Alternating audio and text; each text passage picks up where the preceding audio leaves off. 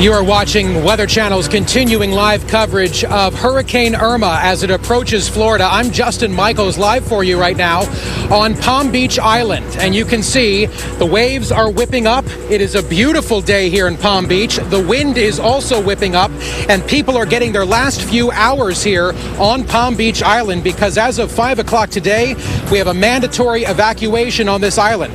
West Palm Beach is ordering all non-essential vehicles off street starting on Saturday. And there's also a West Palm Beach curfew that starts at 8 o'clock Saturday morning.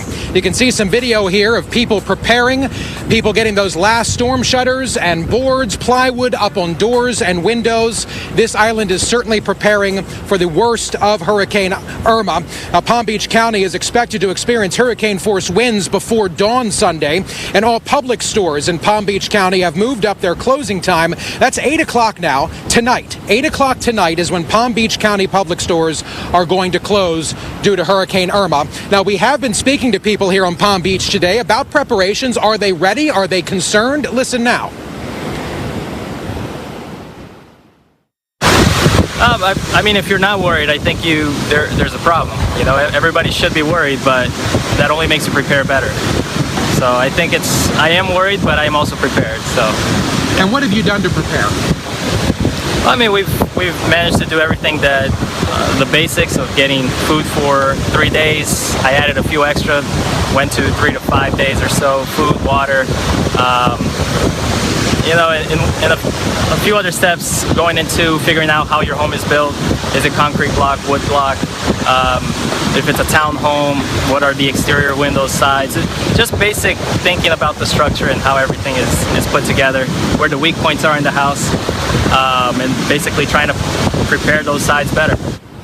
All important things to consider. Certainly somebody who is prepared for the hurricane as best he can. Now, again, evacuations here on Palm Beach coming up at 5 o'clock tonight. People getting their last moments here.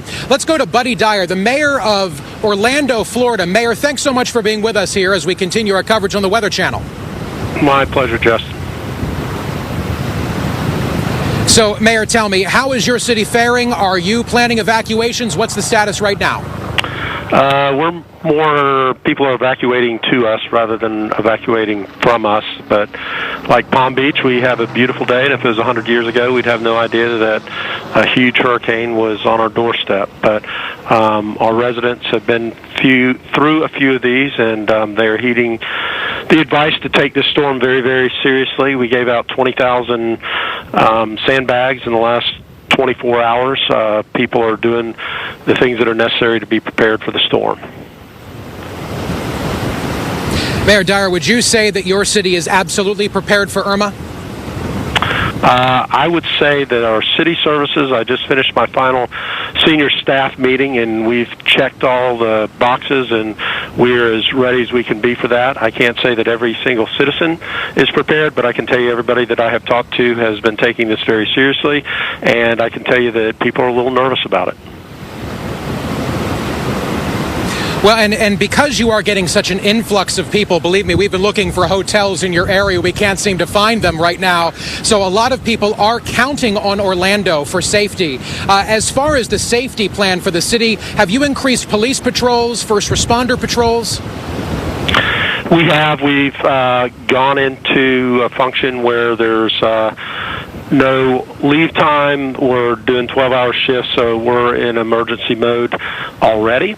I have heard that the hotels are, for the most part, at capacity at this point. The county will be opening up shelters tomorrow morning, so there will be shelter space available for people that are evacuating from other areas of the state, as well as whatever hotel rooms there may be, but I don't think there's a lot of hotel rooms that are available. Mayor, as Irma approaches Florida and you're watching the horizon like the rest of us are, for those citizens, those residents who have basically decided to wait to the last minute, what are you urging people at this point on this day as Irma gets closer? Well, I'm telling our residents that if you haven't gotten prepared, You still have time, but you need to get started right now. You need to work your plan. You need to make sure that you are equipped to be without power, equipped to be without water for at least 72 hours. So prepare your household in that fashion. Have a plan to know where your family members are and where they're going to be at what period of time. And then be prepared to sequester yourself for at least 24 hours as the storm passes through, because a lot of us are here for Charlie, and Charlie was a 90-minute storm for us and took down 10,000 trees. We anticipate getting hurricane-level winds here in Orlando for 5 to 6 hours during the overnight on Sunday into Monday.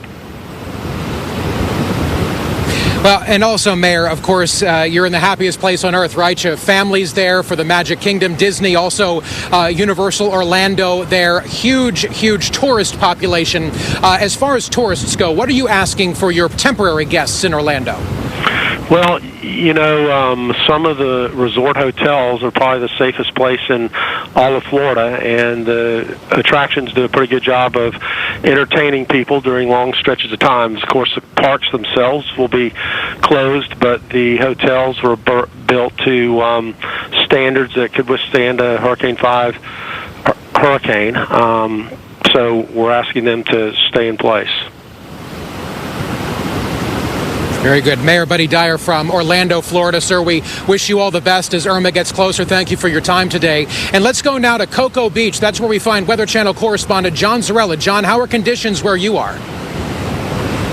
Well, Justin, you know, mandatory evacuations just went into effect at 3 p.m. this afternoon for the barrier islands, including Cocoa Beach, Merritt Island, Cape Canaveral. Streets are pretty much deserted. Businesses are all shutting down. Few gas stations still open, but very few. And I want to point out we're here at the Cocoa Beach Pier, and behind me you might be able to see there's a roof area that looks like it's gone. That was torn off about 2 months ago during a thunderstorm. A thunderstorm ripped that roof off, and so, you know, with a hurricane coming, a lot worse things can be happening. Take a look over here. This is the beach area. Any other day, it would be packed with people. It's pretty much deserted. There's a few surfers that have been coming and going out here as the waves are beginning to kick up.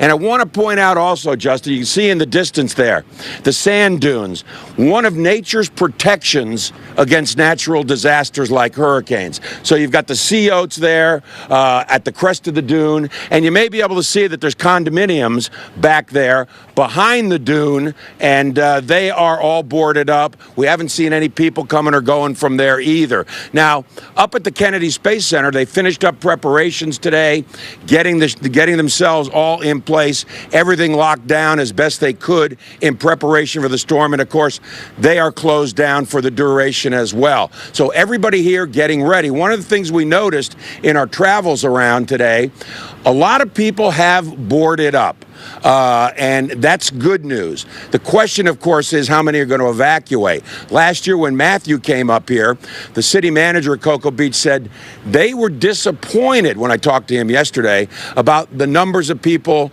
that stayed, that didn't evacuate. And that is a concern that they have this time as well. They're just not sure how many people are going to leave and how many have chosen to stay and ride this thing out. And one of the issues we have here, so close to the ocean again, is that we're expecting 3 to 6 foot of storm surge here. So how high will the water get? Will it cross over all of this area here and over to A1A and get into the street? So one of the big concerns, storm surge, as well as, of course, the rain and hurricane force winds that we would expect here sometime on Sunday. And I'm sure, Dr. Navarro, you can attest to the fact that storm surge is something we still need to be very concerned about here up along the Brevard County Space Coast. Absolutely, John. Thanks so much. Yes, even if the storm moves just a little bit further westward, everyone here in the state of Florida still needs to be prepared and taking very seriously that storm surge threat, because, again, that is the #1 greatest killer in a hurricane is the storm surge. And obviously, if we're under an evacuation, it's because that is being issued for your safety. Let's go ahead and take a closer look at what the current conditions are right now in Florida. You've heard them said just a little while ago. Any other day, it's hard to imagine that you have a hurricane off the coast, because conditions here, a little bit windy and a couple showers moving through, but we're not seeing anything yet with the likes of what this storm has caused along its path. Taking a look at the visible satellite imagery, here's Hurricane Irma right now. It's making its way just now to the west of the southern and central Bahamas, in between the Bahamas and Cuba, and it will continue that west-northwestward track through the next coming days or so. However, models are still showing that it's going to make this very sharp northward turn. It's going to decelerate as it makes that turn. So as the storm is turning, it's going to sit a little while over some warmer waters. That might be exacerbating the heavy rainfall threat, and we could potentially even see some strengthening with that system. But notice how the model tracks here are trending just a little bit further to the west. So it's putting that landfall and that upward movement of the storm closer to the western side of the Florida Peninsula now than it has been before. However, even if that center of the storm doesn't come directly overhead, you still need to be prepared here for impacts, because everyone across the state of Florida and upwards into the southeast is going to be impacted from this system. Taking a look at the rain to come, this is a cumulative rainfall forecast through Tuesday, so a number of days here that we're looking at. 12 to 18 inches across parts of South Florida. This is from West Palm Beach south to Miami and over west towards Naples. Anywhere in between Jacksonville, Orlando, Fort Myers, south central Florida, and then heading up into north, we could be seeing 8 to 12 inches of rain, and some areas of perhaps even 15 to 16 inches through next Tuesday. So a lot of rainfall still to come. Over on the western panhandle of Florida, in the Tampa area, we're talking the potential for 5 to 8 inches. But mind you, these numbers can change if the track of that system changes as well. So please be making sure that you're paying attention to the latest forecasts as they come. Let's go ahead and take it back out to Palm Beach, Florida, where Justin Michaels is standing by with more information. Well, Dr. Navarro, question for you before you go. We're talking about a 6 to 12-foot storm surge there on the west coast in places like Naples, Marco Island, Sanibel Island. 6 to 12 feet. That is a big storm surge. In your expertise, how far inland can a storm surge that deep go? Oh, Justin, some of these areas even well inland from the coast. Take Homestead, Florida, for example. That's not on the western side, but that's 8 miles inland. We could still be seeing 3 to 6 feet there. Sure. So this onshore push of winds, especially with a storm of this intensity, can absolutely drive that water well inland from the shores. Very good. Dr. Navarro, thank you so much for your expertise. We'll keep checking back with you here. Back here on Palm Beach, you can see really just quite beautiful. In fact, Chris, take a look over here. Some people still getting in the last minutes they possibly can of some beach time here before Irma kicks them off this beach. Again, evacuations here on Palm Beach Island coming up at 5 o'clock this afternoon. We also know the last flight out of Palm Beach International Airport prior to Hurricane Irma showing up in South Florida, well, that leaves for Boston. It's a JetBlue flight. JetBlue Flight 22 leaves tonight from Palm Beach Airport at 9:04, and they've already made it very clear it is completely unclear when they will reopen that airport. They're going to have to see how conditions are here in West Palm Beach and in Palm Beach before they make the decision to do that. As far as first responders, we do know, again, the evacuation order for this island goes into effect at 5 o'clock. Palm Beach Fire and Rescue, they have added 35 first responders on the island, and that's double its usual complement just for people who decide not to evacuate and they decide to stay. Of course, the best thing you can possibly do, don't put their lives in danger. Leave. They're asking you to leave for your safety and also their safety, because if you need to be rescued, it's them who has to come and get you. Also, Palm Beach Police, from Palm Beach Police, they plan to take a full squadron of 20 officers around town during the storm. So let's go to Jacksonville Beach right now. We have a report filed by Reynolds Wolf. Here's Reynolds. That's right. I'm Cody from Jacksonville Beach, where for the time being, the wind is picking up. We know the skies are getting a little more cloudy, but that's a subtle change of what's to come over the next several days. We are getting ready. We've been getting ready in this location for the worst. A lot of places have been boarding up.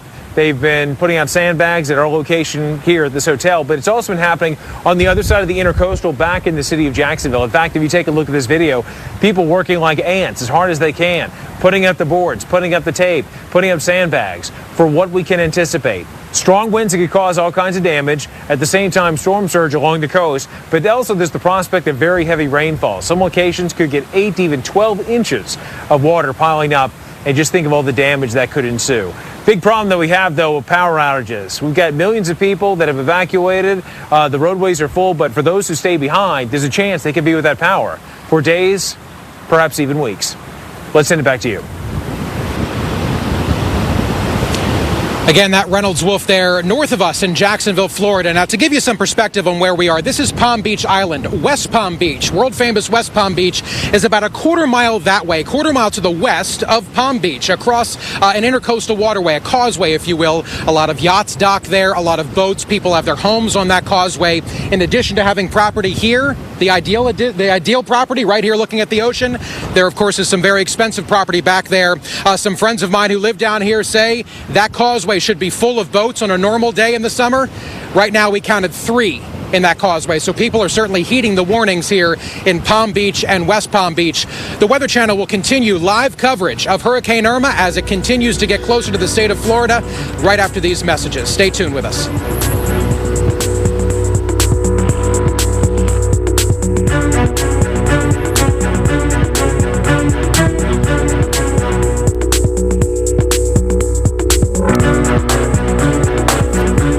Approaches, there is one place to turn to and to trust.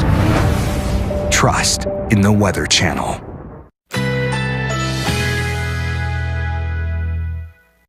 Currently in our area, 61 degrees with showers in the area.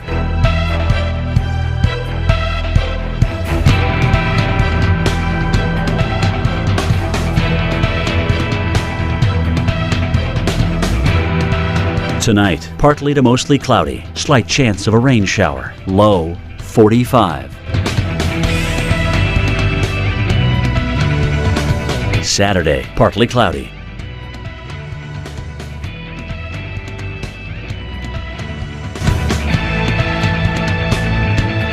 Saturday night, partly cloudy skies, low 43. Winds northwest at 5 to 10 miles per hour. Here's our 7-day outlook.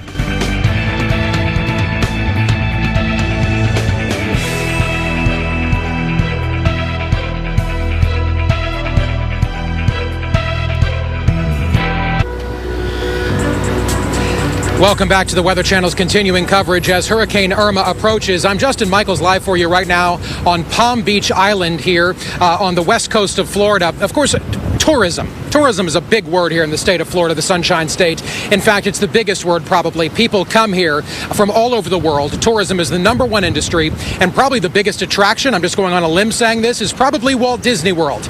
And they have made some major preparations and changes to their schedules leading into the possibility of Hurricane Irma impacting their resort there in Orlando. What they're going to be doing is closing early on Saturday, September 9th. That's tomorrow. They're going to be closing all of Disney World on Saturday, September 9th. It's going to remain closed until Sunday, September 11th. All hotels will remain open to care for residents and tourists while they're in town, and they're hoping to resume full operations to Walt Disney World coming up on Monday.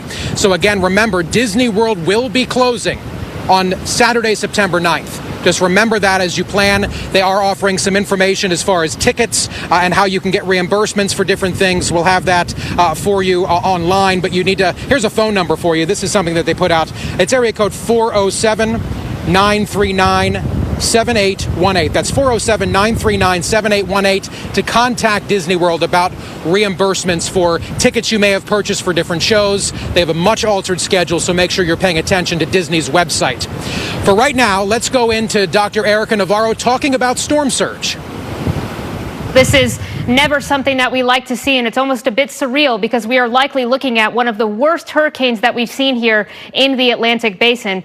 Over the last couple of days, we've seen the storm surge come up here, the forecast of our storm surge. So we're going to take a closer look at what is the reasonable worst case scenario. So this is what could potentially happen with this system above areas of normally dry ground. So we're taking a look here at South Florida. We're going to take a closer look here at as well into the Bonita Springs area, Sanibel, and Fort Myers, because some of the numbers here, in particular in the Fort Myers area, are staggering. If we look at a place like Fort Myers Beach, notice those orange colors. That is 6 to 9 feet above normally dry ground as your reasonable worst case scenario. And north of that, we have a potential for 9 feet above normally dry ground. So some of these places could likely be underwater if we do quite exhibit that reasonable worst case scenario. If we go down a little bit further now to the Naples area down the coast, another region that is particularly prone to storm surge, take a look at some of these numbers. This is now the Naples area.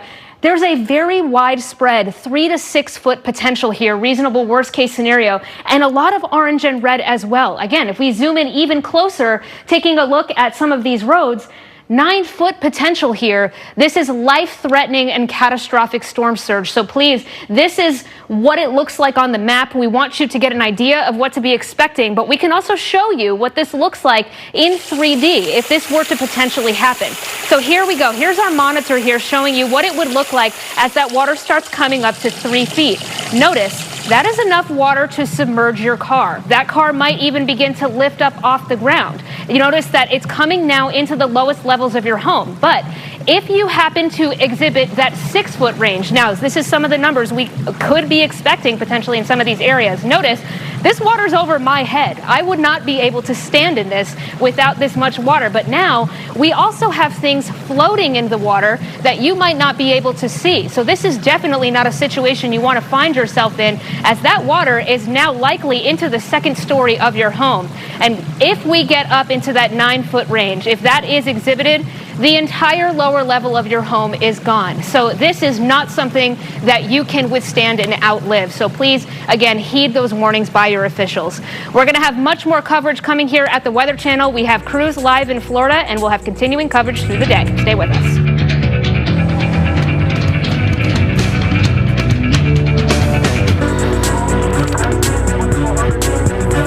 Ready? So we're going to have to get on the bus now, unfortunately.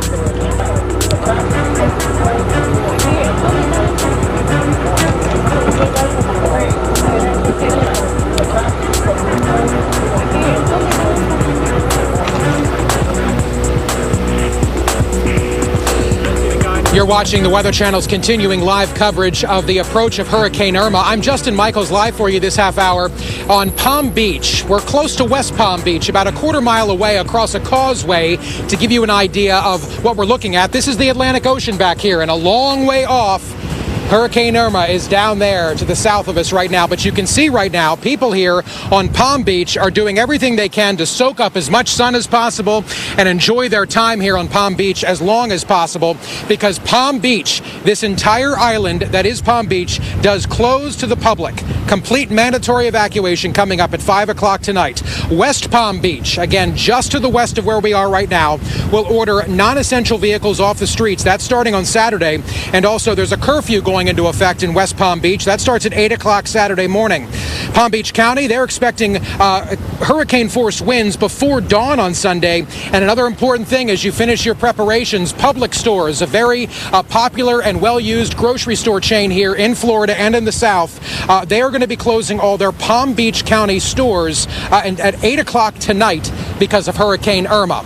So a lot going on here in this portion of the state, but it's not just this portion of the state. Let's check in with Weather Channel correspondent John Zarella in Cocoa Beach. John, a very active place, the state of Florida right now, as people are putting those finishing touches on their hurricane preparations. How are things there?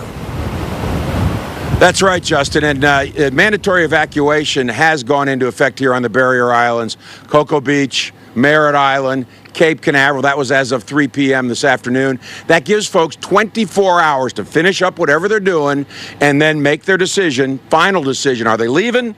Are they staying? One of the concerns, of course, from the city manager, we talked to him yesterday, was that before Hurricane Matthew last year, not a lot of people evacuated. And that's got them worried here that might be the same case now. We're here on Cocoa Beach by the pier, and one of the things I want to point out, you can see it's all yellow tape there. It's all closed off because a couple of months ago, a thunderstorm ripped the roof off a part of this building. So a lot of the areas here, you can tell, would be certainly very susceptible to a hurricane. No question about it.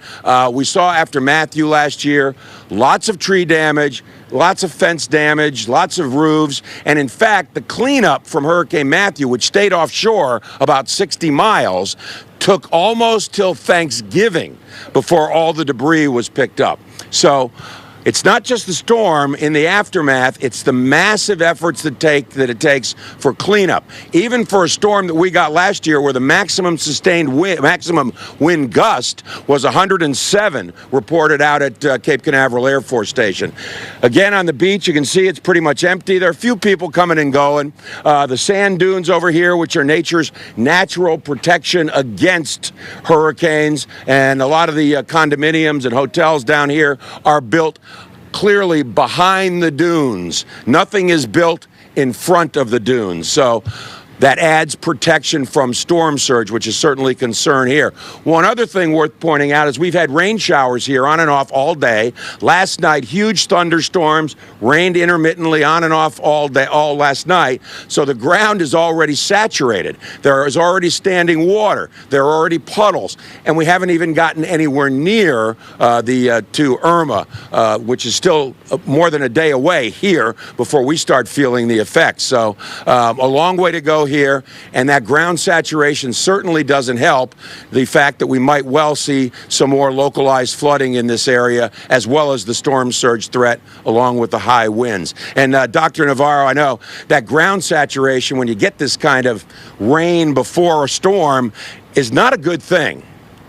Definitely not a good thing, John. Thank you so much. We've seen Florida have one of its wettest seasons to date in some of these areas. A lot of tropical rainfall that has preceded this event.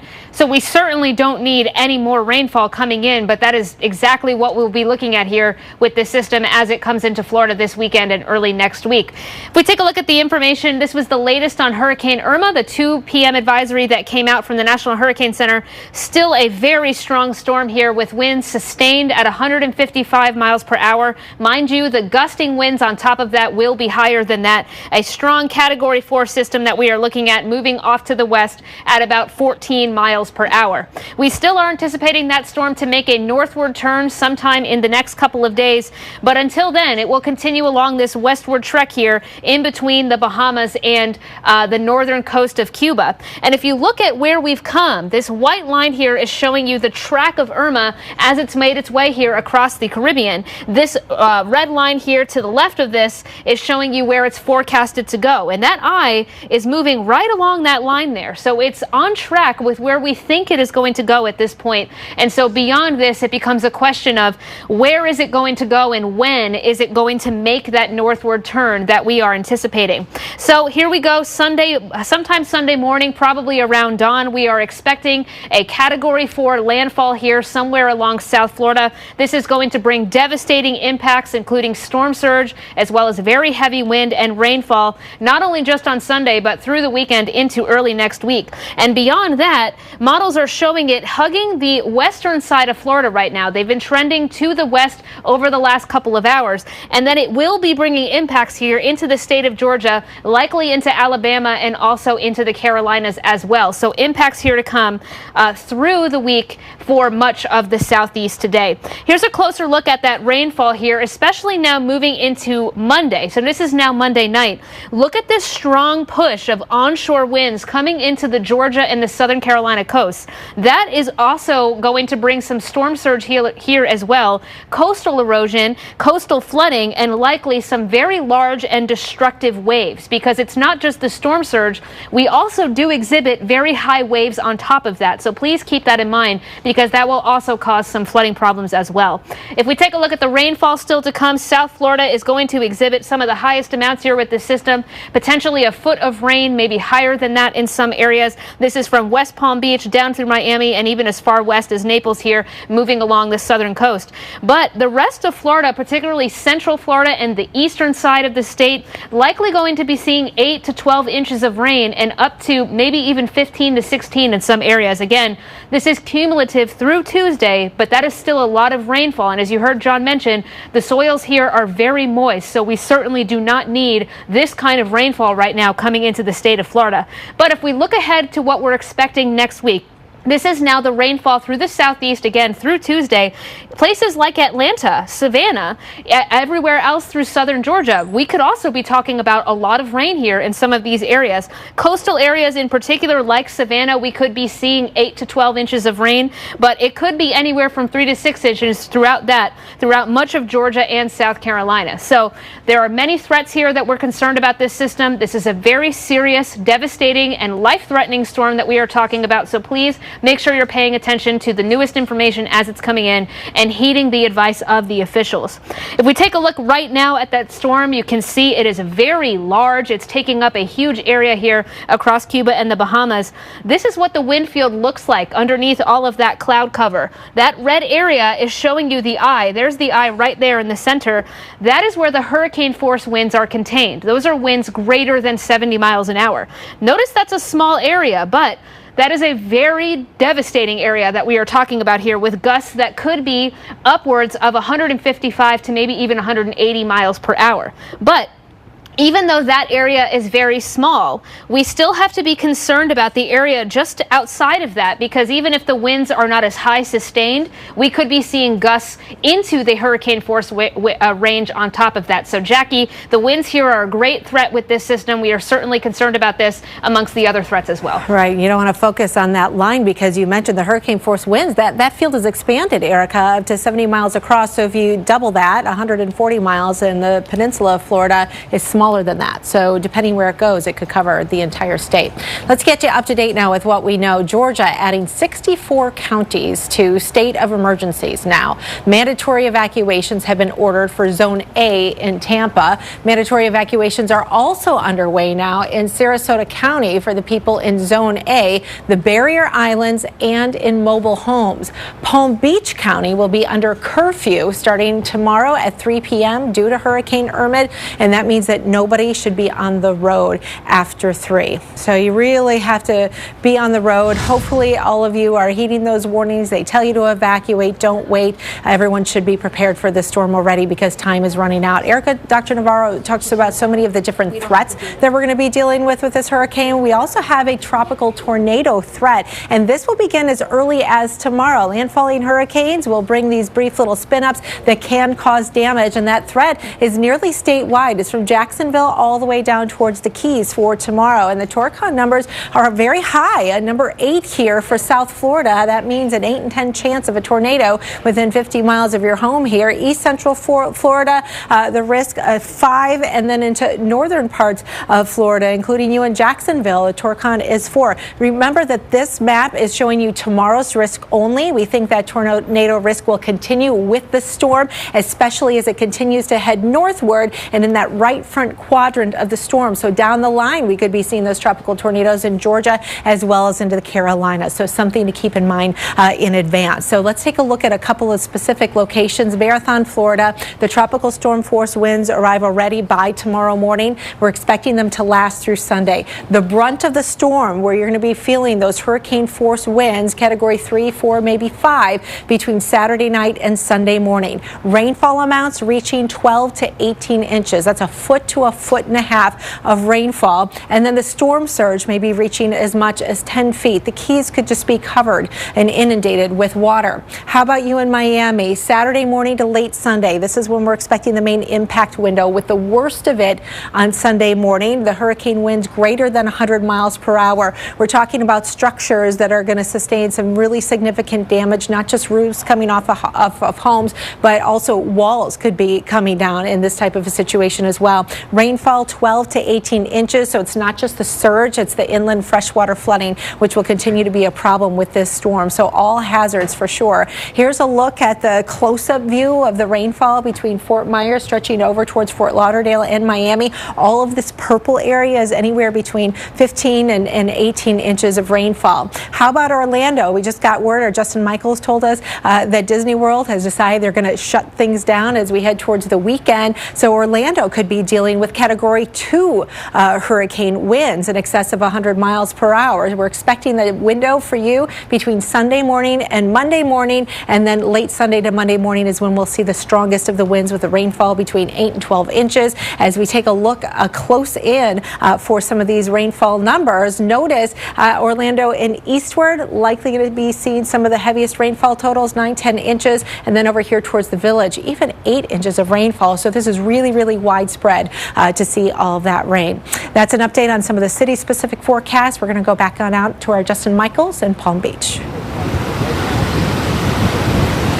Jackie, thanks so much. In fact, we're going to go right now to Pasco County Emergency Management Director Kevin Guthrie, joining us via Skype right now. Director, thanks so much for being with us here on the Weather Channel.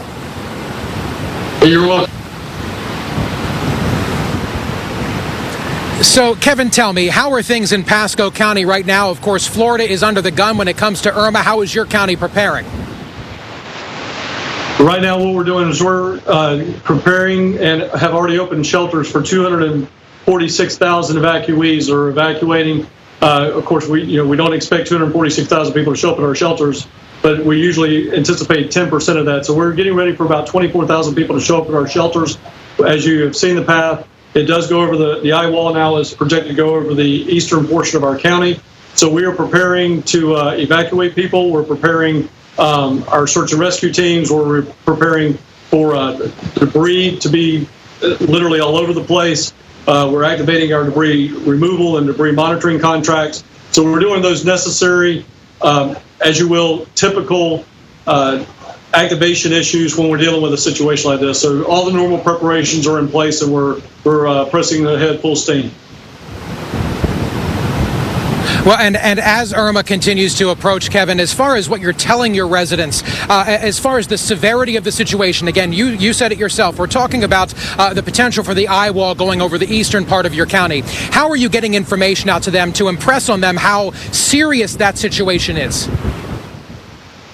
We're engaging every media outlet that we have, to include local and national media. We're engaging our Facebook, our Twitter pages, our My Pasco app. We're engaging at this moment right now. We're generating a text message and email notification to all residents that are registered with our Alert Pasco app. So we're getting ready to notify about 100,000 people that we have registered, and we can force a text message to, force an email to, that you're in an evacuation zone and you need to heed the mandatory evacuations. And if you're in a voluntary evacuation zone, that you heed those voluntary evacuations. So we're very confident in our media strategy and our information strategy, and that's going out right. Again, like I said, it's ongoing and getting ready to go out right now. And Kevin, as far as those people, there are always the stragglers who say, you know what, we're gonna wait it out. We can make it through this. We've done this before. What would you say to people who have made the decision to not evacuate? So I'm very blunt about it and very curt. I tell your viewers, and this is probably across the entire state of Florida, not just Pasco County, if you have been told to evacuate and you do not evacuate, the industry or the emergency management standard is once sustained tropical storm force winds get to 40 or 45 mile an hour sustained for 1 minute or longer, your emergency services department and the Pasco County Emergency Services Department, as well as Pasco County Sheriff's Office, ceases to respond to calls for service. If you have a heart attack, if you have a stroke, if you have some type of medical emergency, we will not come and help you. So we are asking people, go to a loved one's house, evacuate the area, heed our warnings. All right, Kevin Guthrie, the Emergency Management Director there in Pasco County. Sir, we do thank you for being with us here. And back here on Palm Beach, we're on the other side of the state. We're here in Palm Beach, of course, a resort place, but also a place where so many of the rich and famous, playground of the rich and famous, if you will, people live here. This is where they call home, at least for part of the year. Eddie Shippick is a real estate agent here. Eddie, thanks so much for being with us. Eddie, so tell me, you know the lay of the land here, especially along this stretch, this golden mile, if you will, of of real estate. What are people saying about their homes and how they're preparing? Justin, you're here in the town of Palm Beach. This is the home of billionaires and celebrities from around the world. When you come here to the town of Palm Beach, you're talking about homes in the $165 million range. We actually have homes available here for $165. We have them at $85 million, $100 million. If a hurricane comes here and takes this town out, the town of Palm Beach, it's going to be a financial disaster, not only for the insurance companies, but for in general. We're talking about losses in the billions. The least expensive house here on the island is about $1.5 million. The other ones go from $5 million to $30 million to $50 million and up. From the world's billionaires and the celebrities from around the world, musicians, shock jocks, everybody calls Palm Beach their home. Well, Eddie, as far as somebody buying a property like that of course is out of the realm for most people. Of course, they don't get it. But when you're talking about a property like that and property along the sea in general, what are some of the precautions people, regardless of $1 million home or a $100,000 home, what are some of the things they need to do? Okay, first and foremost, the cheapest condo you can buy on this island is about $135,000. You're right up here on the ocean. Now, you're going to have flood insurance, all right, if you can get flood insurance. The co-ops, as a matter of fact, I was the president of my condo association for about 7 years, and we had a lot of precautions. You had to make sure your hurricane shutters are up. You make sure you have your insurance company, insurance man come in every year to renegotiate your insurance policies. You make sure mandatory evacuations. You listen to your governor. Your Governor Scott, one of the greatest governors going. He's got everything under control. Everything is taken care of. If he tells you to evacuate, especially here in the town of Palm Beach, it's a barrier island. The Palm Beach police, the finest policemen you're ever going to see. They are taking care of everything. They're taking care of the management. They're taking care of the properties up and down South Ocean Boulevard and throughout the entire town. Eddie Shippick, thank you so much for being with us, real estate agent. We appreciate it. You keep yourself safe, my friend. Thank you so much. Have a great day. That's somebody talking about real estate. Remember, it's not just tourists. It's also people who call this place home. And we're talking about the potential for quite a disaster if Irma has the impacts that could be expected here. The Weather Channel will obviously continue live coverage right after this as we watch Hurricane Irma approach Florida.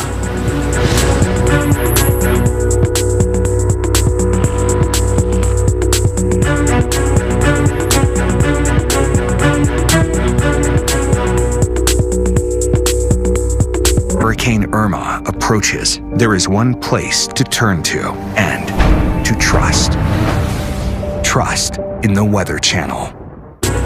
You are watching the Weather Channel's continuing coverage of Hurricane Irma. Let's take a look at some live aerial video right now. This is, of course, of Walt Disney World. Not too far from here, about 3 hours in Orlando, Florida. And Walt Disney World, out of an abundance of caution for its tourists from around the world, is going to be closing. Yes, absolutely closing. Coming up on Sunday, September 10th, also Monday, September 11th. The resort hotels there at Disney, they're going to remain open. Obviously, many people have hotels booked, and they're going to keep people safe and well and fed in those hotels. And Disney at this point is hoping to reopen on September 12th to normal operations. There's also a huge change in many of the events they have scheduled, concerts, events for children and otherwise. Make sure you're checking Disney's website to get updates on those events and how you may be impacted. But again, Walt Disney World shutting down for the next 2 days, hopefully reopening on the 12th. So make sure you're planning accordingly. Now, let's take a look at what's happening here. I'm standing right now on Palm Beach. This, of course, is a playground of the rich and famous, but also everyday Joes who come here to get some sun and have some fun in the sun. And you can see lots of people right now on Palm Beach trying to get these last-minute rays of sun in before a mandatory evacuation goes into effect. That happens at 5 o'clock tonight here on Palm Beach Island. This entire island will be shut down, and all of these people are required to leave. Now, let's pan over a little bit, Chris, if you could. There are lots of condominiums and apartments and hotels on this stretch right on the Atlantic front here. And you can see, just kind of going left to right here, you can see that one down there, the yellow one. It looks like they have hurricane shutters covering every possible piece of glass, at least most pieces of glass. Coming to the building just to the right of that one, I don't see any hurricane shutters at all. There may be some interior protective layers that people have installed, but again, it looks like all exposed glass. And then, Chris, if you can. The closest building to us here looks like a mix of hurricane shutters, also plywood. We know that was in short supply all over the state of Florida earlier as people have been preparing for Hurricane Irma. So let's go in right now to the lab, talk to Dr. Erica Navarro. Dr. Navarro, so you're seeing all this video here we're showing you from Palm Beach and how different people have prepared. As far as the winds we're expecting here in Palm Beach, is this enough? If people have protective layers covering their windows, is that enough? And if people don't have it, what can they expect? Well, we certainly can expect here some strong winds coming in. And is it enough? You know, it's hard to say. This is likely one of the strongest storms we may have seen here coming into South Florida. An incredible storm by every means that we've seen so far. So it's best to prepare for the worst case scenario here, do what you can to be prepared and hope for the best. You know, that's what we want people to be taking away. And it's good to see that people are preparing and leaving and taking the situation very seriously. We can go ahead and take a look at the currents here that we're seeing with Hurricane Irma. It is still making its trek across the Caribbean in between the Bahamas and the northern coast of Cuba. Taking a look here at some of the wind gusts. This is Guantanamo Bay on the northern part of Cuba, gusting up towards 40 miles per hour. So tropical storm force wind gusts. But note, we have a buoy here that is not observing right now, and that could potentially be an indication of some stronger winds there on the northern side of the center. This is a very strong and devastating storm, a Category 4 hurricane, likely to remain a Category 4 hurricane before it approaches the continental U.S. But that's not the only Category 4 hurricane we have right now in the Atlantic. We also have Jose back off to the east. And now this is the first time on record, on our record keeping in the Atlantic, that we have seen two concurrent Category 4 storms. Both storms have reached and are currently exhibiting wind speeds in excess of 150 miles per hour. So we are in the midst of a record-setting hurricane season here because we've just seen some incredible things coming out so far this year. All right, taking a look at what the models are showing here. These are the latest model runs. This is the European model showing you a track just a little bit further to the west here, coming up a little bit closer to the western side of the state of Florida. Now, the U.S. model is in fairly good agreement right now with the European model. But again, these details can and will change over the course of the days. But don't be so focused on the details of the exact track that will have implications for those who will experience the strongest winds. But in a place like Miami and South Florida and West Palm Beach, we are still anticipating some very strong winds to be coming through.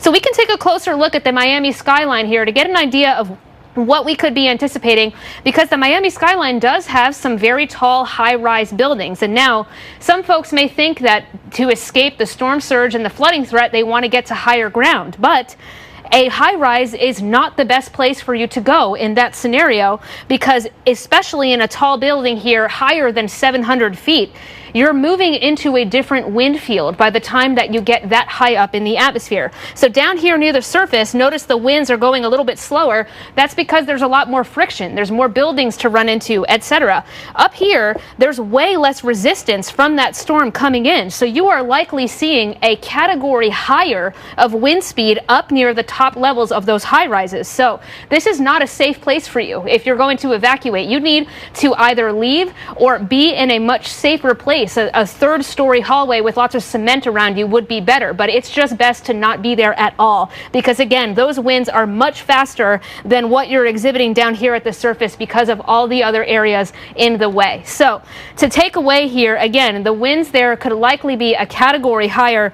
Most of these buildings have been built with this in mind, but they have not been tested in an event quite like this. Again, this is a major hurricane that we are talking about moving into South Miami. And of course, as always, flying debris will also be an extreme hazard in this type of situation. So what can you expect? Again, there will be many areas that are experiencing hurricane force winds. These are winds in excess of 70 miles an hour, likely much higher than that. But everywhere along the state of Florida and the southeast is going to be exhibiting tropical storm force winds. So this is what you can expect. Sometime on Saturday, this is now tomorrow morning, those conditions will be worsening across South Florida. They will continue throughout Saturday night into Sunday, now moving through the central part of Florida into the northern part of the state. By Sunday evening, things will be picking up in Savannah and southern Georgia, and then heading off into Atlanta Monday morning. So again, make sure you're paying attention here to the latest information as it comes in. We are expecting some life-threatening impacts, especially along the western and southern coast of Florida. So again, folks, please pay attention to what is coming next.